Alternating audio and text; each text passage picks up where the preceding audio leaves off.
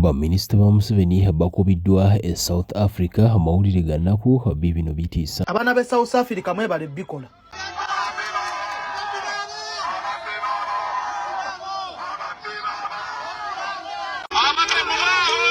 Bakwata ensimbi abakulembeze ba Wishers n'abawagizi ba NRM baflyinga mpaka South Africa. Bano baba batandikidde ku kisaawe ne babakuba ologolo ne batandika okubanga bagamba nti nedda ate wali bye mujaguza wano mugende mujagulize mu nsi endala. Nkusaba nno sokolenge gumuna nkyukakyuka obaka buno bambi obutambuza nawe okoze contribution ate ku mutima guganga abaana bano simanyi abaki bakoze kye kituufu n'ensaba babanga bakoze kye kituufu tubatera omutima mu comment section embeera bagitaddewo nga tebalina kye batidde wadde embeera yabadde bweti.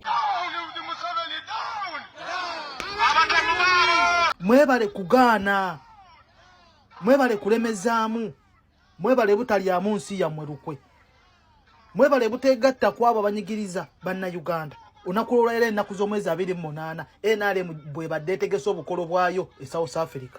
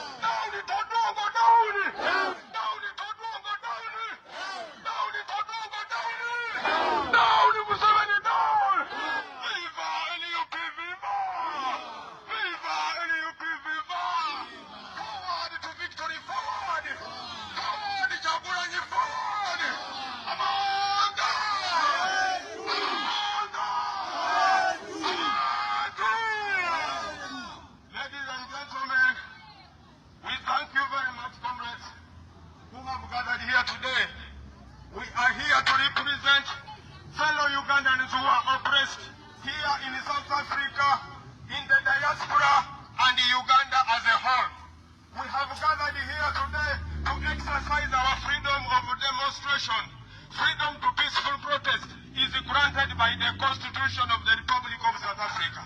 Freedom to peaceful protest is granted by the Constitution of Uganda.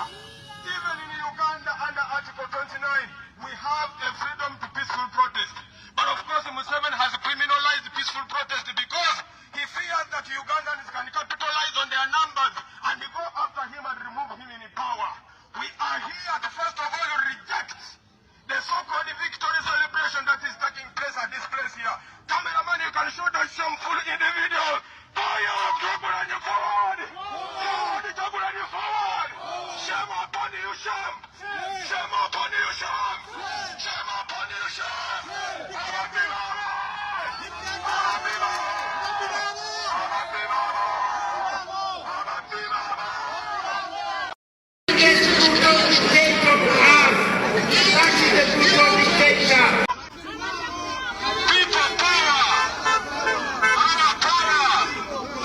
Tugenda kukkiriza baganda baffe wano South Africa okujja okuyinaayina tetujja kukikkiriza. Tugenda kulwana olutalo mpaka lwe tunalumaliriza. Abo bonna be muyinga mulaba bayingira awo waliwo abatemu, waliwo ababbi, abantu baffe babasse Uganda, abantu baffe babonaabona, olwaleero bazze wano mukaagala okujaganya. Tetugenda kukikkiriza era tujja kusigala nga tulwana mpaka people power. Our power. People power. NUP. Everywhere. Everywhere. NUP. Abanda. Abanda. Awetu. Banange, baganda bange mwenna, mwebale nnyo omukote munnaffa. Tujja kubagoberera mpaka yonna ne kooteri gye banagenda tugenda kugendayo. Tetugenda kukkiriza bantu bano kujja wano kuyinaayina mu nsi ya South Africa. Mulaba eddembe eriri wano singa badde Uganda singa batwalaganya naye wano freedom eri South Africa tulina okulaba nti tugirwanirira mpaka etusookere ddala mpaka Uganda. Tetugenda kukkiriza era tubategeeza abo bonna be mulaba bali mu lugambo bonna babbi era tubaboole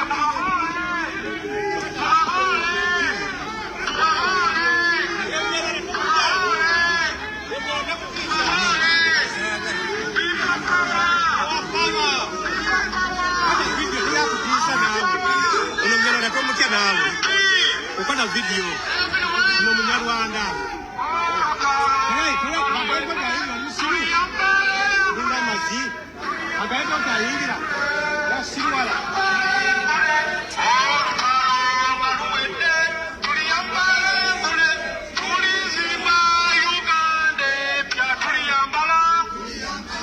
Assalamu alaikum warahmatullahi wabarakatuh. Yenze Haji Aruno omusomi w'edduwa asangibwe Bulumagi ku luguudo lw'Ejjinja nkola ku bintu ebyenjawulo ng'emuli endwadde zitawaanya abantu aba bulijjo. Nkola ku abo bonna abalina ebizibu mu mukwano. Bw'oba olina ebizibu mu mukwano jangu gyendi neeyonera nsobole okumalira ensonga. Nkola ku mikisa egy'emirimu, nkola ku abo abaagala okugenda ebweru, muntu nk'okozesebwa amajiini, okozesebwa saitwani, ebyo byonna mbikolako. Osobola okukozesa ennamba z'olaba ku screen oba okuweereza obubaka ku WhatsApp.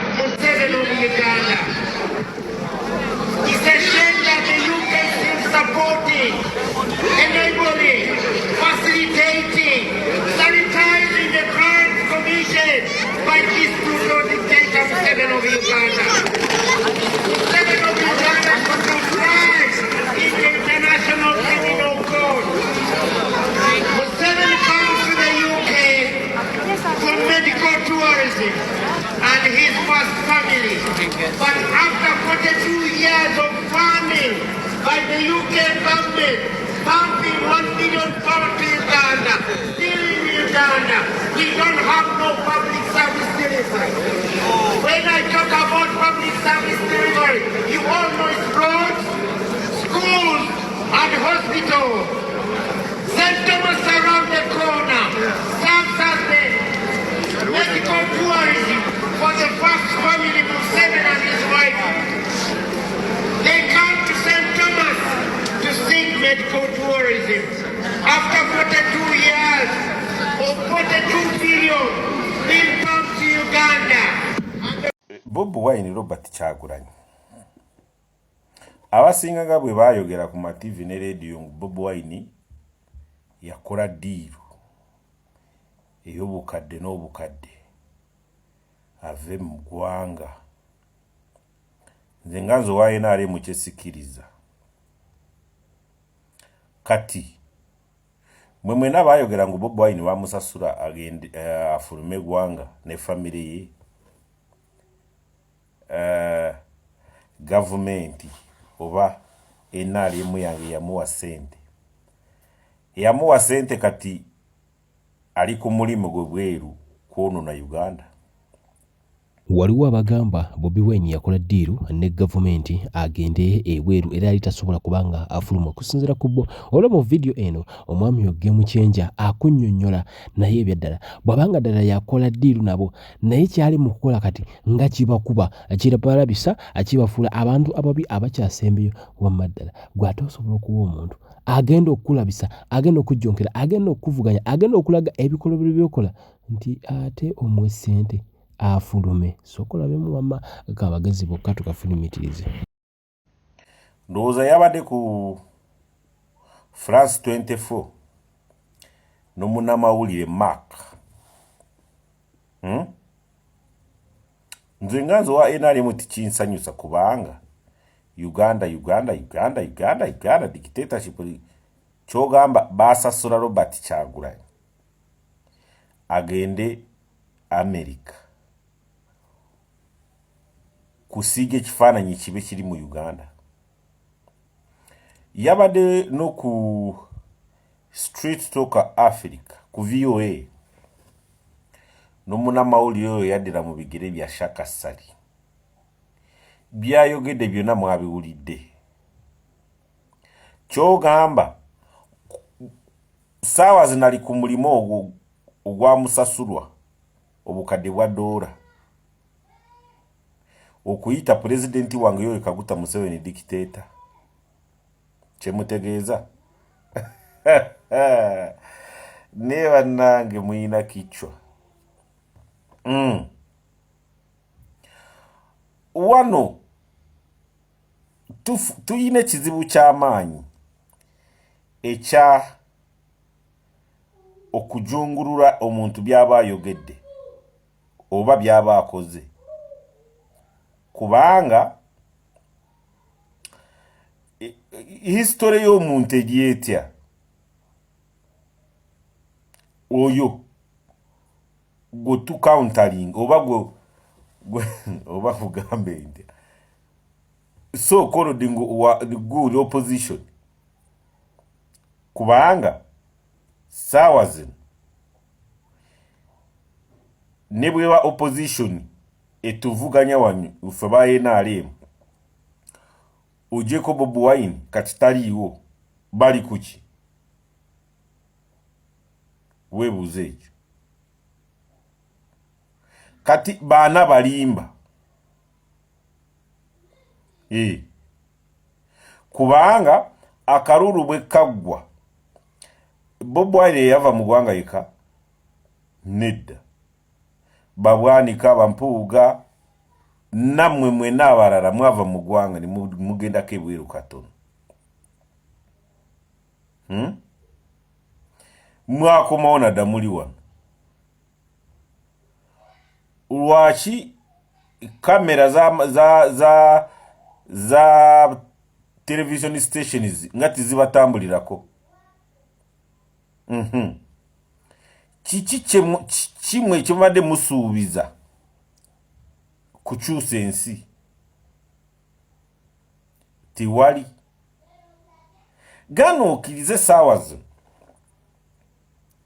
bwoba Bobi Wine yasasulwa esente kukola omulimu gwa NRM ebweru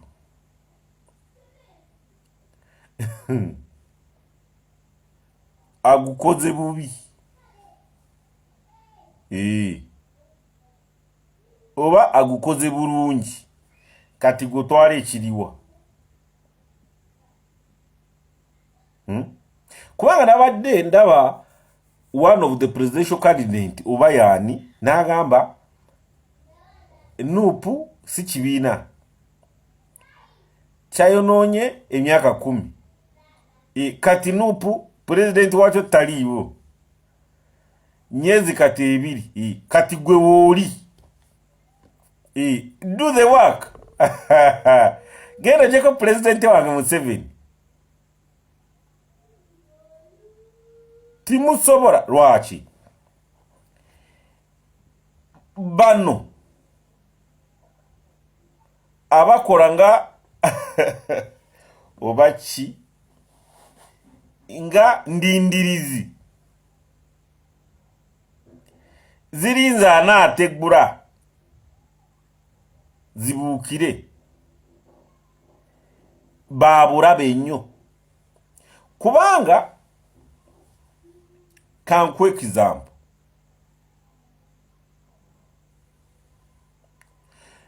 RPF okuva wano Uganda eyali kulemberwa Major General Fred Gisa Rwigema eryoke ekulirwe kati president wa Rwanda Kagame nabali Rwanda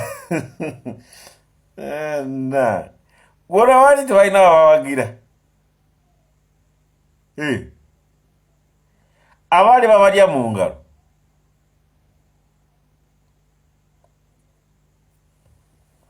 wanje baja men kubanga olutalo we wali Rwanda Kagame yali luddawo yali mu America asoma mu America Bungereza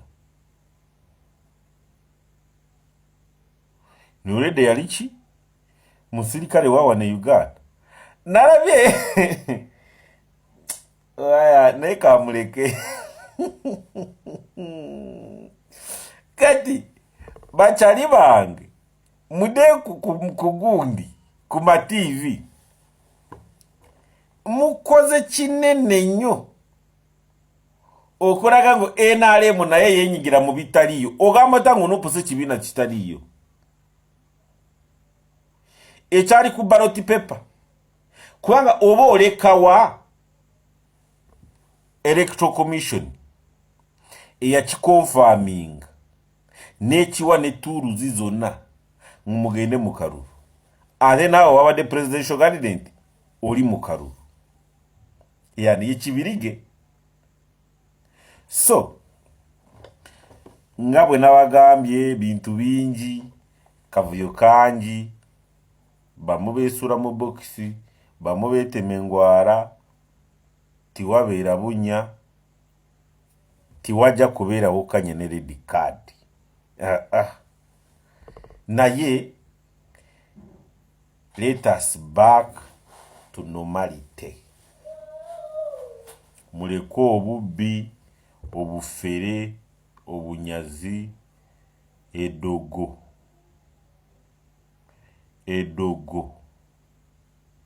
n'enkwe n'enkwe enkwe so waba pulezidenti wange omulungi General Yoweri Kaguta Museveni Saabalongo eyagenda mu nsiko nalyo obuyuukiyuuki n'obuweewo ensiri nizikuluma ababayaaye bakufera Bobi Wine ali siriyasi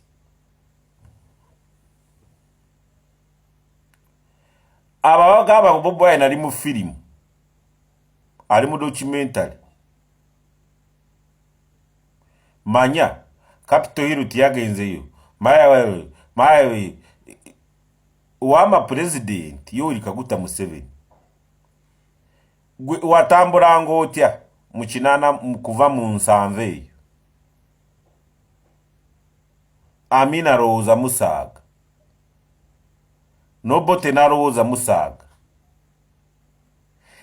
tokkiriza abantu kurowoozesa ngu Bobi Wine asaaga ngali mu firimu wama byaddala bye wakolanga luli Amina ali mu ntebe Nobote ali mu ntebe ne Rutwa byali mu kukola ate kati bangi batandise kugula ebirowoozo bye ate naddala inasaako ya international security eriwa CIA FBI M16 MI6